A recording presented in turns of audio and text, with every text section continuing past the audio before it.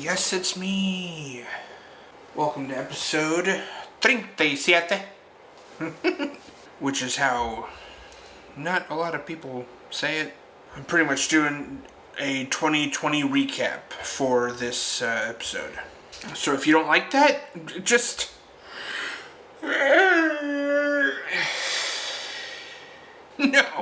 No, it's not 2 in the morning. Why would you ask again? So, something cool. I don't know if it's the start of the end times or whatever, but there's a lot of stuff going down.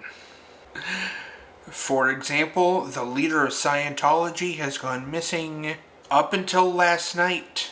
So, he went missing, like, nobody could find him, because that's what missing means. All of a sudden, David Miscavige from Scientology, the leader of said Scientology, he went to an event, New Year's Eve event, to host it. And recently, since he's gone missing, there was some crazed gunman who approached the Church of Scientology in Los Angeles trying to kill David Miscavige. No, sorry. That is there to help sink in David's lie, which is, oh yeah, I skipped town because my life is in danger. No.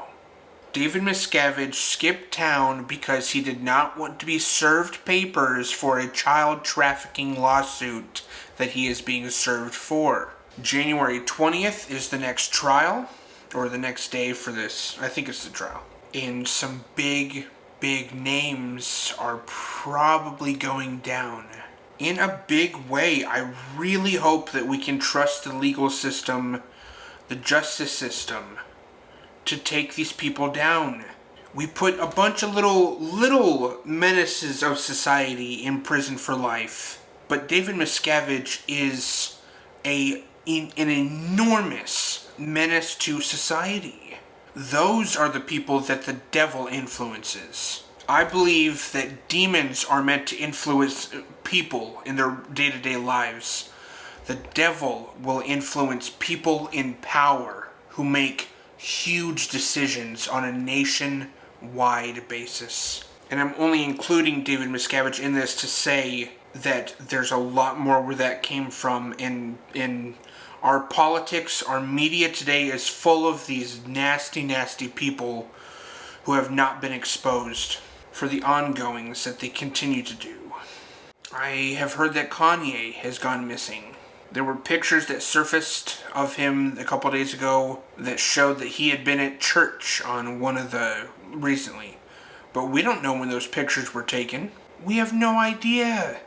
They could grab stock photos, they could hold on to pictures for the right moment. And that's how you would keep people off your trail. If you kidnapped a celebrity and then 2 weeks later you post pictures of them someplace else and make it look like live pictures. No. That's, we don't really know what's going on there, but I hope that Kanye stays safe. I have to put my anxiety to rest and just kind of let the justice system hopefully do its thing. I just think that the court and the laws, they consider themselves to be impenetrable, but they're not. They do have weak points that people can find. People can manipulate the justice system if they have money and resources to.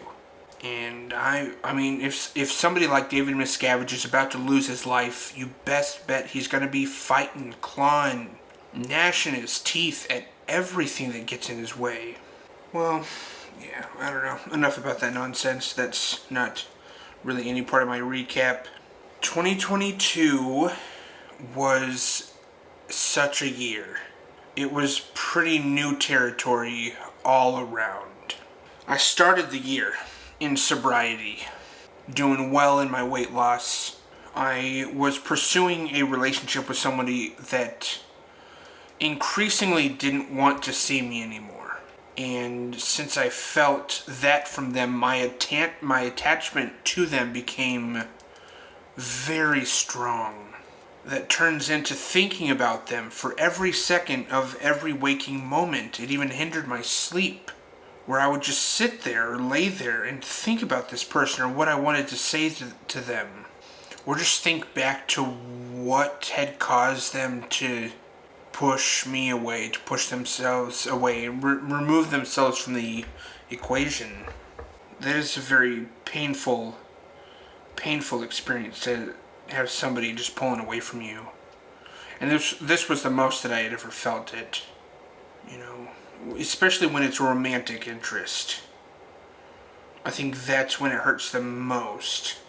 Because platonic or familial, it hurts, but it's not the same. You don't have the romantic aspect of it there. So this one really, really hurt.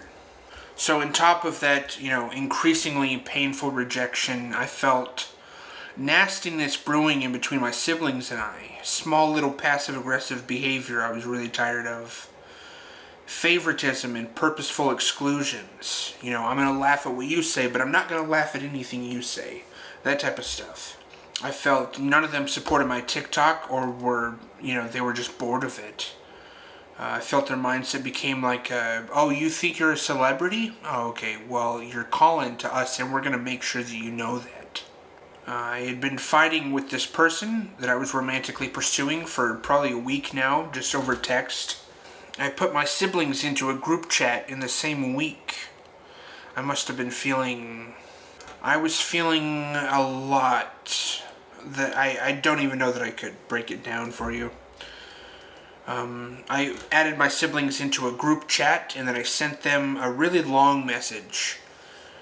And thinking that I was maybe starting a dialogue, or that we would be, that the discussion would continue, and all my siblings ended up just leaving the group chat. They just left.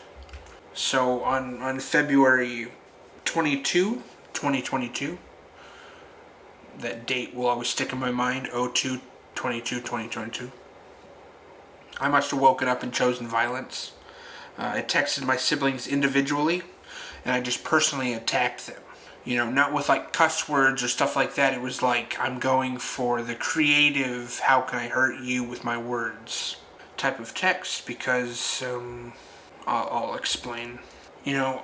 I really couldn't believe that they just left the group instead of giving me feedback like, hey, maybe this isn't the best way to be talking about this.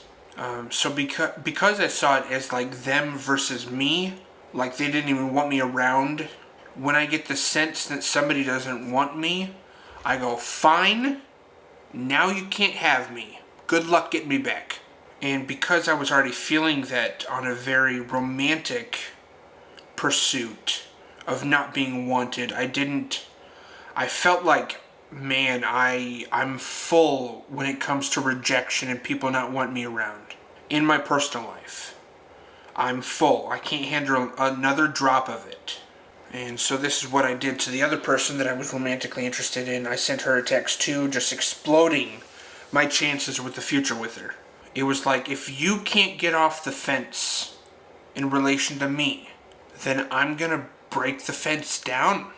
You have to make a decision. I'm not a piece of garbage that you can just, do I want this? Oh, maybe Goodwill? No, sorry. If you can't decide, I'm going to make the decision for you. And if I have to make the decision for you, the answer is going to be no. It's going to be no, I don't want him in my life. Now we head into March. I have just isolated myself from my whole family. I have my birthday pretty much alone. My parents took me out to dinner, but there was a lot under the surface there. I also open up the weekend of my birthday. I open up a weekend of stand-up comedy for Adam Ray.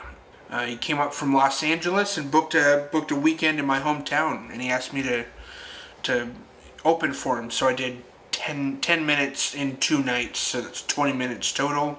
And I was pleased with how I delivered my material both nights, but the crowds were pretty silent. Caught me off guard a little bit, because I know that there were some good jokes in there. Might just need to be some tweaking on my part, figuring out how to deliver it a little bit more. But some of the jokes I also think go over their head too a little bit, and that's a bummer.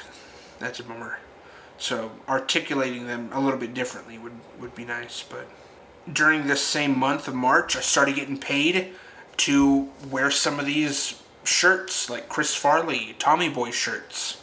And I was paid to make 3 different skits recreate 3 different Chris Farley scenes. So I did that, and that was March. I didn't realize that their personal lives could be so in the trenches, even as they have professional opportunities come to light. That's a new concept to me this year. That, nobody watching me do stand-up or watching my online content is really going to know any of the stuff happening behind the scenes in my life. I don't even know any online content creators who are going to air out their laundry on a podcast like this. I did not have a job this whole year. It was all social media, which added to some of the hardship because I was also taking edibles and drinking more than I ever have. So how do you support that if you're not really working? This was all new territory to me.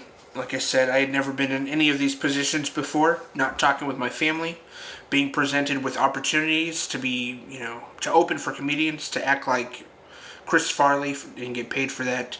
Meanwhile, the summer was just spent getting high and drunk inside my apartment. Doing my podcast, making videos. There was a span of about 5 days where I don't think I stepped outside at all. And the fresh air was almost like shocking. That was my summer, where it's like, yeah, some of the videos I was making, any of the videos I made this year were just from my apartment, and I isolated on purpose because people see an addict and the decisions that he's making, but they don't stop to ask where those decisions might be coming from within him.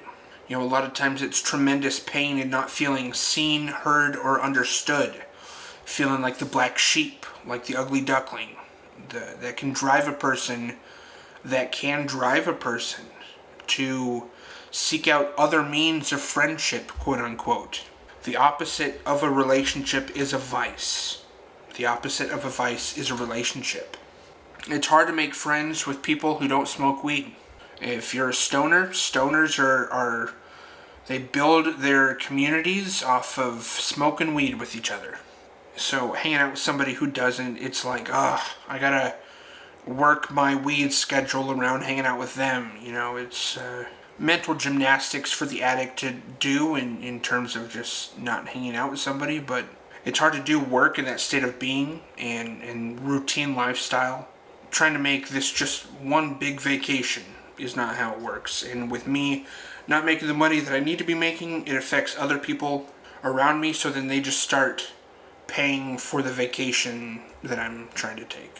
I'm sure they would like a vacation, I'm sure everybody would like to sit at home and smoke and drink and play video games and make a couple videos and get sort of paid to do it, And then in this nastiness, just a pool of crap, I'm just sitting in a pool of crap going, just unwilling to see that it's a pool of crap and do anything to get out of it. So one thing that happened was I got pretty much, canceled this year, which I don't even know how that works. People come back from being canceled and it's like, there's no freaking rule book. So one thing that I did learn is to not be on TikTok drunk at 4 a.m. Or at least not to leave comments in that state of mind, because I left a comment on a video and people lost their mind about it. The messages that I was getting were so disgusting and vile, even repeating them would be too much for YouTube. It was like I threw a pebble at a bunch of people. A little pebble. I throw a pebble at a bunch of people, and then all of those people, they pick up rocks and bows and arrows, semi-automatic firearms, and flamethrowers. And they think they're justified because I threw a pebble. Shooting all of that ammunition back at me for the pebble is justified to them. Since that's their logic, I have no respect for them for meeting violence with violence. No, I should not have left the comment. No, I should not have been on TikTok at 4 a.m. drunk. That's what I get out of this. The comment that I left, I still stand by. And I don't feel the need to get into all that right now. I'm sure it's still online somewhere. So the next time that they try and cancel me, it'll go much differently, I promise you. I will turn the spotlight back on them and try and make as many skits as I need to get the point across. I'm not going to be bullied by people who have this self-appointed sense of authority to cancel others on the internet, when I guarantee you they would never want somebody looking into their personal life like they're trying to look into others. Never. Because of their own bullshit, dude. I mean, everybody's got skeletons in the closet, and for you to just call somebody else out about, whatever they did and not have any sense of like, oh yeah, but I've also done this in my life, so maybe I don't have any room to speak. No, they're not going to look at it like that. They never ever would. And that's why they're just bullies. That's it. I made another movie this year. I made a couple of them, but I'm talking about ending my movie trilogy this year. In my horror movie trilogy, I share the beginning, middle, and end of life attached to a vice. 3 movies in the horror genre that tell what alcoholism, pot addiction, porn addiction, the only single place that leads to is death. This third movie, this ending the trilogy out, I got funded by people online and had actors come and act with me. It turned out awesome. I'm extremely proud of the movie that I made and my mission statement behind it.